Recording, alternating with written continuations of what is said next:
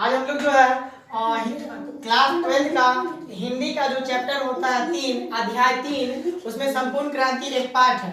उस संपूर्ण क्रांति को का जो लेखक है जयप्रकाश नारायण है। कौन है? जयप्रकाश नारायण। जयप्रकाश नारायण लिखे हैं संपूर्ण क्रांति, वो संपूर्ण क्रांति पूरा का पूरा।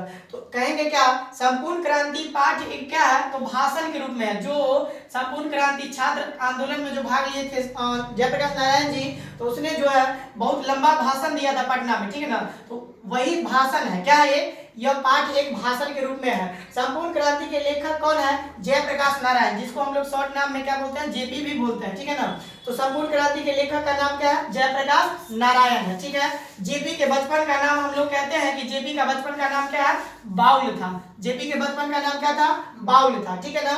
जेपी को जो है बचपन में लोग जो है प्यार से जो है बाउल पुकारते थे, ठीक है। जेपी को लोकनायक के रूप में प्रसिद्धि मिला था, ठीक है ना। लोकनायक के रूप में प्रसिद्धि इसको हासिल हुआ था, ठीक है ना, जेपी साहब को। संपूर्ण क्रांति वाला जो ऐतिहासिक भाषण है वो कब दिया गया? ये जो भाषण है कब दिया गया था? ये मेन है 5 जून 1974 ईस्वी में जो है जेपी द्वारा एक लंबा भाषण दिया गया था, है ना। उसको ऐतिहासिक भाषण कहते हैं, ठीक है। जेपी का जन्म जो है माने जयप्रकाश नारायण का जन्म 11 अक्टूबर 1902 ईस्वी में हुआ था। कहाँ पे हुआ था? तो जेपी का जो जन्म है सिताब दियारा गांव उत्तर प्रदेश के बलिया और बिहार के सारण जिला के आसपास में जो है उनका जन्म हुआ। जेपी का निधन कब हुआ था? तो जेपी साहब का निधन 8 अक्टूबर 1979 ईस्वी में जो है हुआ था, ठीक है ना। जेपी का जन्म कौन सा गांव में हुआ था? अभी बताया है, सिताब दियारा गांव। और जिला की बात करें तो उत्तर प्रदेश का बलिया और बिहार का सारण जिला में हुआ था, ठीक है। जेपी की पत्नी का नाम क्या था? ठीक है, जेपी की पत्नी का नाम प्रभावती थी, ठीक है ना। सॉरी, जेपी के माता और पिता का नाम जो है फूल रानी माता का नाम और पिता का नाम जो है हर्षु दयाल था। पिताजी का नाम जो है हर्षु दयाल और माँ का नाम फूल रानी और पत्नी का नाम क्या था? प्रभावती नाम था, ठीक है ना। ससुर, इनके जो ससुर है माने प्रभावती का जो पिताजी यानी कि जेपी का ससुर कौन थे? ब्रज किशोर प्रसाद। कौन थे? ब्रज किशोर प्रसाद, ठीक है ना। इनका जो राजनीतिक जीवन है कब से आरंभ हुआ और कहां पे जाके खत्म हुआ, पूरा का पूरा इसमें हम लोग जानेंगे। तो राजनीतिक जीवन जो है इन्होंने लंबा संघर्ष किया, पढ़ाई भी इन्होंने अमेरिका में जाके किए, ठीक ना। लेकिन असहयोग आंदोलन के कारण इनका पढ़ाई छोड़ना पड़ा बीच में ही। तो हम लोग देखते हैं राजनीतिक जीवन 1929 ईस्वी में जो है कांग्रेस में शामिल। कांग्रेस पार्टी जो हमारा देश का सबसे पुराना पार्टी है, उस पार्टी में 1929 ईस्वी में जो है जयप्रकाश नारायण शामिल होते हैं। और 1922 में जो सविनय अवज्ञा आंदोलन में भाग लेते हैं। क्या लेते हैं? सविनय अवज्ञा आंदोलन में 1922 में जो है जेपी भाग लेते हैं, ठीक है ना।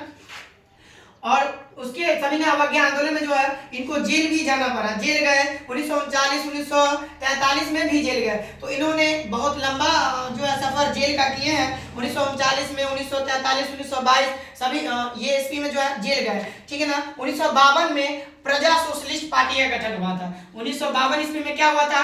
प्रजा सोशलिस्ट पार्टी का गठन हुआ था। और उसमें क्या किए? इन्होंने योगदान दिए थे, ठीक है ना। तो ये रहा पूरा का पूरा राजनीतिक जीवन जेपी साहब का। 1954 में सर्वोदय आंदोलन से जुड़े। एक आंदोलन हुआ था 1954 में सर्वोदय आंदोलन, उसमें भी इन्होंने बहुत बढ़ चढ़ कर भाग लिया। 1974 में छात्र आंदोलन, सबसे मेन ये देखा जाता है बिहार में छात्र आंदोलन हुआ था 1974 में। उनका अगुवाई कर रहे थे, नेतृत्व कर रहे थे तो जेपी साहब, ठीक है ना। हम लोग देखते हैं कि इनको सम्मान भी मिला था। क्यों ना, मतलब सम्मान जो है इनको भी मिला था।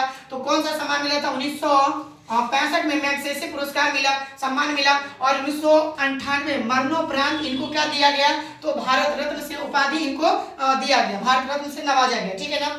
ये जेपी साहब का पूरा राजनीतिक जीवन था, है ना। हम लोग कहेंगे क्या जयप्रकाश नारायण बाबू के आरंभिक जीवन के लेखक कौन थे?